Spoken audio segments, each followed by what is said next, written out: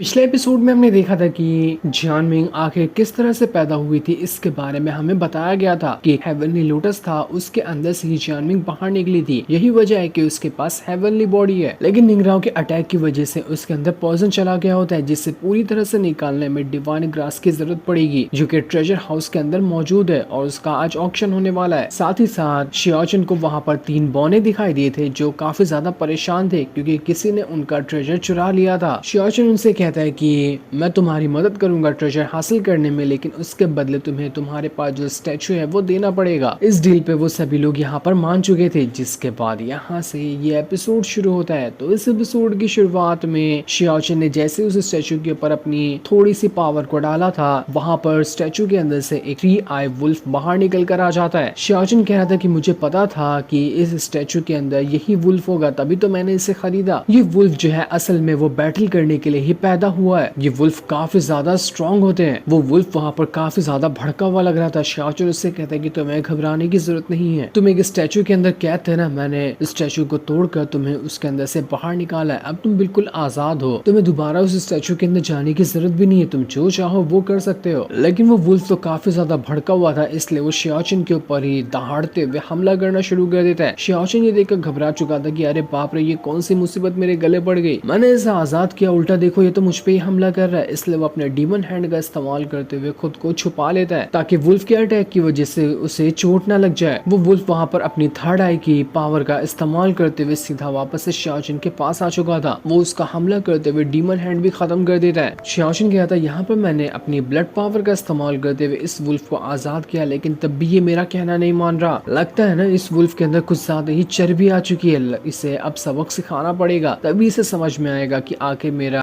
हुक्म ना मानने का अंजाम क्या होता है। शियाचन जैसे अपनी पावर का इस्तेमाल करते हुए वुल्फ को चेक करने की कोशिश करता है, उसे असल में पता चलता है कि जो सामने चल रहा है वो उस वुल्फ को दिखाई नहीं दे रहा, बल्कि उसकी मेमोरी के अंदर जो चल रहा है वो उसे दिखाई दे रहा है। कुछ टाइम पहले इस वुल्फ ने बहुत ही भयानक वॉर लड़ी होगी, जिसमें चारों तरफ से दुश्मन आकर उस पर हमला कर रहे थे। वही चीजें दिमाग में सोच रहा है और वही वॉर को यहाँ पर समझते हुए चारों तरफ हमला करते जा रहा है। मुझे इसे शांत कराना होगा और इसे दिलाना होगा कि यहाँ पर कोई बैटल नहीं चल रहा, वरना यह मेमोरी में अपने खोए हुए मेरे पर हमला करके मुझे दुश्मनी समझता रहेगा। जिसके बाद शियाचन अपना पिटारा खोल लेता है ताकि उसके अंदर से देख सके कि क्या काम की चीज निकलती है, जिसकी मदद से वो इस वुल्फ को शांत कर सकता है। अपने पिटारे के अंदर से उसने एक चेन को बाहर निकाल लिया था ताकि उस चेन का इस्तेमाल करते हुए वो यहाँ पर इस वुल्फ को शांत कर सके। शियाचन उस चेन की मदद से वुल्फ को पकड़ने की कोशिश कर रहा था, लेकिन वुल्फ तो बड़ी आसानी से उसके सभी अटैक से बच जाता। उससे तो यहाँ पर कुछ हो ही नहीं रहा था। वो पूरे गुस्से के साथ शियाचन पे हमला कर रहा होता है, यह समझते हुए कि शियाचन उसका कोई दुश्मन है जो उसकी जान लेने के लिए आया हुआ है। शियाचन पूरी जान लगा देता है और अपनी चेन का इस्तेमाल करते हुए वुल्फ को पकड़ने की कोशिश कर रहा था, लेकिन उसकी सारी की सारी कोशिशें नाकाम हो जाती है। लेकिन शियाचन कह रहा था कि मैं तुझसे ज्यादा जिद्दी हूँ, चाहे कुछ भी क्यों ना हो जाए, तुझे तो शांत करा कर ही रहूंगा। उसने चेन को वुल्फ के ऊपर बांध दिया था और वो उसके खुद के ऊपर बैठ जाता है। बैठने के बाद वो उस चेन को टाइट करते जा रहा था ताकि कैसे भी करके वो इस वुल्फ को शांत कर सके। इस चीज से वो वुल्फ इतना ज्यादा भड़क जाता है कि वो पूरा इलाके में भागना शुरू कर देता है। वो पूरी रफ्तार के साथ भाग रहा था ताकि उसके ऊपर बैठा हुआ शियाचन जो है रफ्तार की वजह से नीचे फेंका जाए। शियाचन ने चेन को पकड़ा हुआ था तो फेंकाने का चांस कम है, लेकिन रफ्तार की वजह से जो वुल्फ इतना ज्यादा इधर उधर हिल के भाग रहा था, उस वजह से शियाचन की हालत खराब हो जाती है। बहुत ही ज्यादा झटके देते हुए वो वुल्फ इधर उधर भाग रहा होता है। ऐसे ही भागते भागते करीब 2-3 दिन निकल जाते हैं। 2-3 दिनों तक के पिछले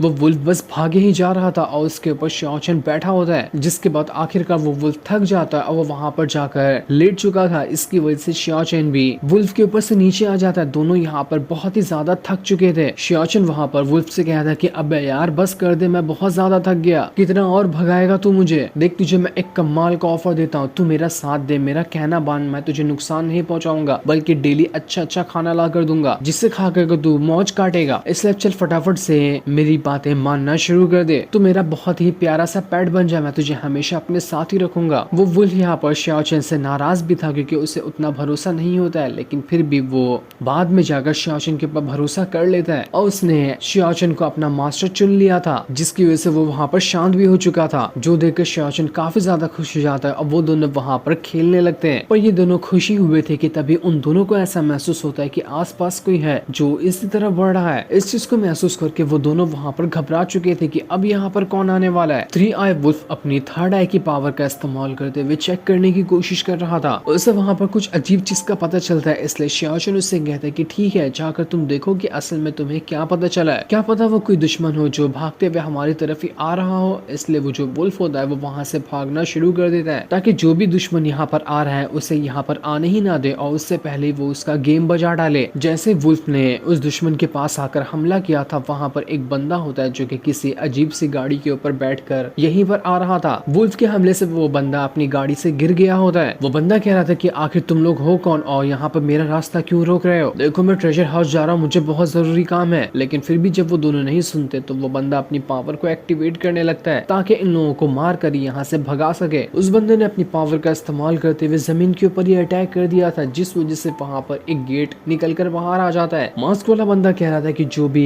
मुझसे टकराता है ना वो चूर चूर हो जाता है और अब तुम्हारी बारी है, मैं तुम दोनों को भी चूर चूर कर दूंगा, तो अब मरने के लिए तैयार हो जाओ। जो गेट उसने अभी जमीन के अंदर से बाहर निकाला था वो उसकी पावर को एक्टिवेट करते हुए उसे चारों तरफ घुमाना शुरू कर देता है, जिसने यहाँ पर एक भवंडर क्रिएट कर दिया। वो भवंडर शियाचन और थ्री आई वुल्फ जो होता है उसके चारों तरफ घूमना शुरू कर देता है। जैसे ये घूम रहा था शियाचन की स्पिरिचुअल पावर कम होने लगती है क्योंकि वो भवंडर यहाँ पर उसकी स्पिरिचुअल पावर को एब्सॉर्ब करते जा रहा था। शियाचन परेशान हो जाता है कि ये क्या हो रहा है, ऐसे तो मेरी सारी की सारी स्पिरिचुअल पावर खत्म हो जाएगी, आखिर ये बंदा है कौन। शियाचन वहाँ पर अपनी पावर का इस्तेमाल करता है और एक बहुत ही स्ट्रॉन्ग पाम टेक्निक का इस्तेमाल करते हुए उस डोर के ऊपर अटैक कर देता है, जिस वजह से वो डोर वहाँ पर चकनाचूर हो चुका था। लेकिन ये क्या, डोर के तो चकनाचूर होने के बाद वहाँ पर उसके टुकड़ों से एक और डोर बनकर आ गया। पहले तो एक ही डोर यहाँ पर भवंडर क्रिएट कर रहा था, अब एक से बढ़कर दो हो गए होते हैं जो दोनों भवंडर को और ज्यादा पावरफुल बना रहे थे। शियाचन समझ चुका था कि यहाँ पर इसे खत्म करना इतना आसान नहीं होने वाला है। शियाचन अपने डीमन हैंड टेक्निक का इस्तेमाल करता है और उन दोनों के दोनों दरवाजों को वहाँ पर पकड़कर क्रश कर देता है। लेकिन जैसा पहले बार हुआ था इस बार भी वही चीज हो जाती है। दो दरवाजों का जो टुकड़ा वहाँ पर गिरा था वो टुकड़ा मिलकर अब दो के भले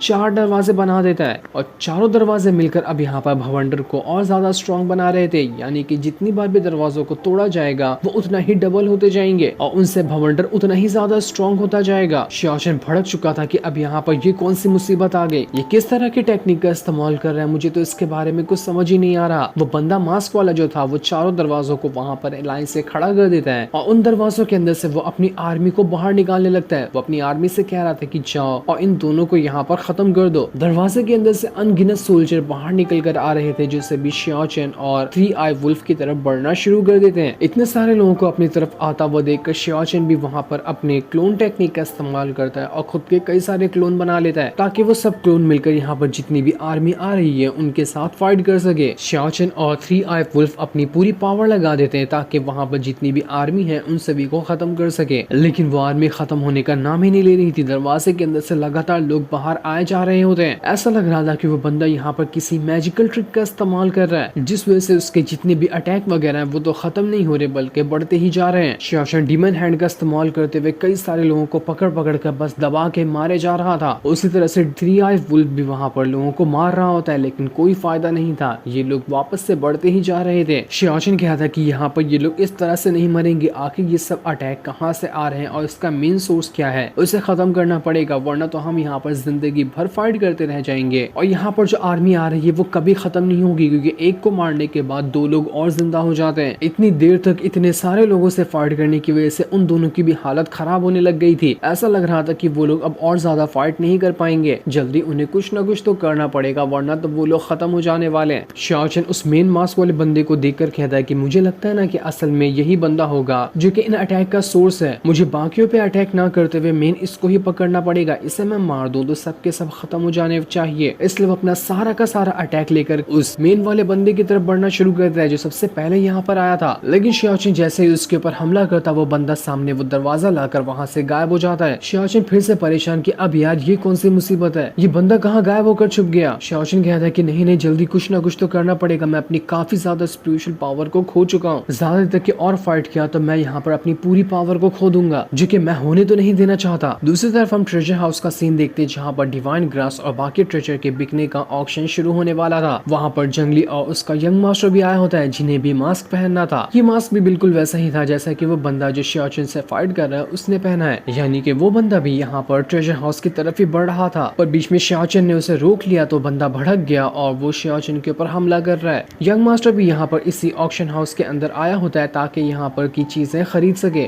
यहाँ पर सारे लोगों को मास्क पहनना पड़ता है ताकि किसी की भी आइडेंटिटी रिवील ना हो, न ही खरीदने वाले की, न ही बेचने वाले की। वरना अगर कोई पावरफुल चीज खरीद कर लेके चला गया तो बाद में उसके दुश्मन पड़ जाएंगे जो उसे मार कर भी उससे वो चीज छीन सकते हैं। इसलिए सभी की आइडेंटिटी छुपाने के लिए यहाँ पर हर एक इंसान को मास्क पहनना पड़ता है। एक लड़की वहाँ पर तो सारे के सारे आए हुए मेहमानों के ऊपर फूल गिराकर उनका एंटरटेनमेंट कर रही थी। उस लड़की को देखकर तो सारे लोग गर्मा गर्म हो जाते हैं कि वाह कितनी प्यारी लड़की है, और देखो ट्रेजर हाउस ने कितना अच्छा बंदोबस्त किया है। यहाँ पर आए हुए मेहमानों का आज तो मजा ही आ गया। वो लड़की जानबूझकर सभी का अच्छे से एंटरटेनमेंट कर रही थी ताकि और ज्यादा से ज्यादा लोग यहाँ पर आए और वो लोग यहाँ पर टाइम स्पेंड करे, तभी तो वो महंगी महंगी चीज खरीद के ले जाएंगे। जिसके बाद यहाँ का ऑक्शन शुरू कर दिया जाता है। ऑक्शन हाउस का जो बंदा होस्ट वाला था वो सबसे पहले यहाँ पर एक स्पिरिचुअल पिल को लेकर आता है जिसका नाम नाइट पर्ल था। सबसे पहले बिकने के लिए यही चीज यहाँ पर आई हुई थी। जिसको वो पसंद आएगा वो वहाँ पर बोली लगाकर उसे खरीद सकते हैं, जिसकी स्टार्टिंग कीमत थी 1 लाख रुपए। सभी लोग बोली लगा रहे थे कि हम इसके 3 लाख देंगे, हमें दे दो। इसी तरह से वहाँ पर बोली कंटिन्यू की जा रही थी। देखते ही देखते वो बोली जो थी वो 5 लाख तक के पहुंच जाती है। यंग मास्टर जंगली को देखकर कह रहा था कि तुम्हें पता है ना कि हमारा यहाँ पर जो टारगेट है वो ये छोटे मोटे ट्रेजर नहीं है, हमें स्काई लॉर्ड ने यहाँ पर भेजा है ताकि हम लोग यहाँ पर उसे डिवाइन ग्रास को हासिल कर सके। तो हमें किसी भी एरी गरी चीजों पे बोली नहीं लगानी है, जबकि ये चीजें बहुत ज्यादा कीमती है, लेकिन हम यहाँ पर डिवाइन ग्रास के लिए लाए हैं तो सिर्फ उसे ही खरीदेंगे। लेकिन तभी वहाँ पर कोई बंदा आ जाता है जिसने भी मास्क पहना हुआ था। वो वहाँ पर आकर यंग मास्टर को ग्रीट कर रहा था। यंग मास्टर उसे पहचानता ही नहीं कि आखिर ये कौन है जो यहाँ पर आया हुआ है। दूसरी तरफ हम शियाओचन को देखते हैं जिसने तो दरवाजा तोड़कर वहाँ पर दरवाजों की ही लाइन लगा दी थी, लेकिन अभी तक ना ही दरवाजा खत्म हुआ था, ना ही सिपाही खत्म हुए थे, ना ही उसकी स्पिरिचुअल पावर जाना खत्म हुई थी। डीमन वुल्फ भी यहाँ पर इतने सारे सिपाहियों से लड़ते लड़ते पगला चुका था। वो तो पहले से गुस्से में था, इसलिए अब वो और ज्यादा गुस्सा हो चुका होता है, इसलिए वो सारे के सारे सिपाहियों को मारते जा रहा था। जिसके बाद 3 आई वुल्फ जो होता है वो अपनी पावर का इस्तेमाल करते हुए खुद के भी बहुत सारे क्लोन बना लेता है, और अब उस वुल्फ के जो सारे के सारे क्लोन थे वो लोग भी वहाँ पर अपनी पावर का इस्तेमाल करते हुए सभी के ऊपर अटैक कर रहे थे। इस वजह से देखते ही देखते कुछ ही देर के अंदर हजारों की तादाद में सिपाही मारे जाते हैं। वुल्फ के क्लोन ने तो वहाँ पर आतंक ही मचा दिया था। देखते ही देखते कई सारे सिपाहियों का वहाँ पर खात्मा हो रहा था। उन्हीं सिपाहियों में वो मेन मास्क वाला बंदा भी छुपा हुआ होता है ताकि किसी को पता न चल सके कि आखिर वो है तो है कहाँ। अपने सिपाहियों को मरता हुआ देखकर उसने वहाँ पर और भी ज्यादा स्ट्रॉन्ग अटैक को एक्टिवेट करना शुरू कर दिया था ताकि वो कैसे भी करके शियाओचन और उसके वुल्फ को मार डाले। शियाओचन कहता है बस यार बहुत हो गया, मैं इस फाइट से पक चुका हूँ, इसका कुछ ना कुछ तो करना पड़ेगा वरना मेरे दिमाग का दही हो जाएगा। इस चीज को देखकर डीमन वुल्फ जो होता है वो अपनी थर्ड आई की पावर का इस्तेमाल करते हुए देखने की कोशिश करता है कि असल में जो वो असली वाला बंदा है वो कहाँ है जो सारी चीजें कंट्रोल कर रहा है, ताकि मेन उसे ही खत्म कर दिया जा सके। कुछ देर तक के ढूंढने के बाद 3 आई वुल्फ को वो बंदा मिल जाता है कि वो कहाँ पर छुपा हुआ है। इसलिए 3 आई वुल्फ अपने सारे के सारे क्लोन को इकट्ठा करता है और अब सारे के सारे क्लोन उसी मेन वाले बंदे की तरफ बढ़ना शुरू हो गए थे ताकि इसका ही बैंड बजा सके। उसके बाद तो सबका सब अपने आप ही खत्म हो जाएगा। इस चीज से घबरा कर वो बंदा उसके पास जितने भी अटैक होते हैं वो सब अटैक को एक्टिवेट कर लेता है ताकि सारे जो 3 आई वुल्फ के क्लोन वगैरह हैं उन सभी को खत्म कर सके। लेकिन वुल्फ की तादाद इतनी ज्यादा थी कि एक मरता तो दूसरा वुल्फ वहां पर आ रहा था, जो सभी के सभी वुल्फ उस मेन वाले बंदे की तरफ बढ़ने लगते हैं। ऐसा लग रहा था कि अब तो यहाँ पर मेन वाले बंदे का गेम बच ही जाएगा। वो बंदा अपने सारे के सारे दरवाजों को लेकर अटैक करना शुरू कर देता है, लेकिन फिर भी कोई फायदा नहीं हो रहा था। और उसके बाद डीमन वुल्फ जो होता है वो पूरे गुस्से के साथ मेन वाले बंदे के पास आ जाता है। मेन वाला बंदा अपनी पूरी जान लगा देता है डीमन वुल्फ से बचने के लिए, लेकिन फिर भी जो वो वहाँ पर 3 आई वुल्फ था वो रुकने का नाम ही नहीं ले रहा था। वो सामने से उस बंदे के ऊपर अटैक कर रहा होता है कि अब वहाँ पर पीछे से शियाओचन भी आ चुका था, जो अपनी पावर का इस्तेमाल करते हुए एक घसीट के पंच उस बंदे के सीने पे मार देता है, जो कि असली वाला बंदा था। एक ही पंच में लग रहा था कि वो रियल वाला बंदा वहाँ पर मर ही गया। उसके मरते साथ ही उसके जितने भी सोल्जर थे, जितने भी दरवाजे, जितना भी भवंडर था, वो सब का सब खत्म हो जाता है। सारी चीजें अब यहाँ पर नॉर्मल हो चुकी थी क्योंकि इन सब चीज को वही कंट्रोल कर रहा था। तो उसके मरने के बाद वो सब कुछ शांत हो ही गया। शियाओचन की जान में जान आती कि चलो ये मुसीबत तो खत्म हुई। वो 3 आई वुल्फ का शुक्रिया करते हुए कह रहा होता है कि वाह तुमने तो कमाल ही कर दिया, आज तुम्हारी वजह से हम ये फाइट जीत पाए हैं। जैसे ये फाइट खत्म हो गई थी और अब इतने भयानक रूप का 3 आई वुल्फ की जरूरत नहीं पड़ने वाली थी, तो वो खुद को एक छोटे से और क्यूट से वुल्फ में ढाल, जो कि बहुत ही प्यारा और मासूम सा लग रहा था। उसे देखकर शियाओचन कहता अरे वाह तुम तो कितने ज्यादा क्यूट हो, मैं तो तुम्हारे को प्यार से इरगुआ करके बुलाऊंगा, ये नाम मुझे बहुत ज्यादा पसंद है, तो आज से तुम्हारा नाम यही है, मेरे प्यारे से क्यूट से प्यारे वुल्फ। लेकिन उस वुल्फ को ऐसा घटिया ऐसा नाम इरुगुआ वाला पसंद नहीं आता, इसलिए शियाओचन उसे अलग अलग नाम सुना रहा होता है कि तुम्हें ये पसंद है, जो पसंद आए तो उसमें हंस देना, मुझे समझ आ जाएगा। तभी वहाँ पर भागते हुए वो तीनों की तीनों बौने आ रहे होते हैं। वहाँ पर आने के बाद वो शियाओचन से कहते हैं कि क्या तुमने हमारा ट्रेजर रिकवर करने में मदद की, हमने तुम्हें स्टैचू दे दिया था ना, तो अब तो हमें हमारा ट्रेजर लौटा दो, क्योंकि तुम्हें पता है तुम जिस बंदे से फाइट कर रहे थे ना, वो वही बंदा था जिसने हमारा ट्रेजर चोरी किया था। तुमने उसे पकड़ा है क्या? पकड़ा तो उसे हमें सौंप दो, हम उसका बैंड बजाकर उससे अपना ट्रेजर छीन लेंगे। शियाओचन उन बोनों को वही गाड़ी दिखाई देता है जो गाड़ी वो मास्क वाला बंदा लेकर जा रहा था, क्योंकि उसके अंदर ही उन बोनों का ट्रेजर भरा हुआ था, जिसे ही बेचने के लिए वो ट्रेजर हाउस की तरफ जा रहा था। उस गाड़ी और उसके अंदर का ट्रेजर देखकर वो तीनों के दोनों बोने की खुशी का ठिकाना नहीं रहता कि अरे वाह, मजा आ गया, हमें हमारा ट्रेजर मिल गया। एक भी ट्रेजर की उसमें से कमी नहीं हुई थी, लेकिन जैसे वो अच्छे से देखते उन्हें समझ में आता कि नहीं नहीं नहीं, एक चीज तो इसमें से कम है। इसके अंदर से त्यानलिन ग्रास जो कि डिवाइन ग्रास था वो कहाँ गायब हो गया? हमारा सबसे मेन ट्रेजर तो वो डिवाइन ग्रास ही था ना। डिवाइन ग्रास सुनकर शियाओचन हैरान रह जाता है कि अरे वो डिवाइन ग्रास जो मैं ढूंढ रहा हूँ वो इन बोनों के पास था क्या? दूसरी तरफ ट्रेजर हाउस जो होता है उसके अंदर जो होस्ट था वो अब वहाँ पर उसी डिवाइन ग्रास को लेकर आता है, जिसके पीछे तो सारे के सारे लोग पड़े हुए हैं और यही ग्रास शियाओचन को चाहिए ताकि वो जियानमिंग को ठीक कर सके। इस डिवाइन ग्रास के चक्कर में वहाँ पर उस यंग मास्टर ने जाने अनगिनत ट्रेजर को खरीद लिया था। उसे पता नहीं था कि त्यानलिन ग्रास क्या होता है, तो उसने धड़ाधड़ सारे के सारे पैसे खर्चे कर दिए जो समझ में आया वो ट्रेजर खरीदने में। और जब इस बार असली में डिवाइन ग्रास वहाँ पर आता है तो वो उसे देखकर दंग रह जाता है। सारे के सारे लोग वहाँ पर आए हुए डिवाइन ग्रास को लेना चाहते थे, जिसकी स्टार्टिंग कीमत ही 8 मिलियन रुपए होती है। इसलिए वो जो यंग मास्टर था वो कहता है कि मैं यहाँ पर 10 मिलियन दूंगा, वो ग्रास मुझे दे दो। जो देखकर अब बाकी लोग जो थे वो वहाँ पर 1 मिलियन सोने के सिक्कों की यहाँ पर बोली लगा देते हैं, क्योंकि पहले जो बोली लगी थी वो चांदी के सिक्कों की थी जो कि 8 मिलियन थे, लेकिन अब यहाँ पर बोली शुरू हो जाती है सोने के सिक्कों की जो कि 1 मिलियन से शुरू हुई थी। लेकिन इसमें भी यंग मास्टर सीधा 3 मिलियन सोने के सिक्के लगा देता है, क्योंकि वो पहले से एक अमीर बाप का बेटा है तो पैसों की तो उसके पास कमी ही नहीं है। जंगली वहाँ पर यंग मास्टर से कहता है कि अरे थोड़ा सब्र करके, इतने पैसे हमारे पास नहीं है, आप सीधा यहाँ पर 6.5 मिलियन सोने के सिक्कों की बोली लगा चुके हो। 6.5 मिलियन में उसे वो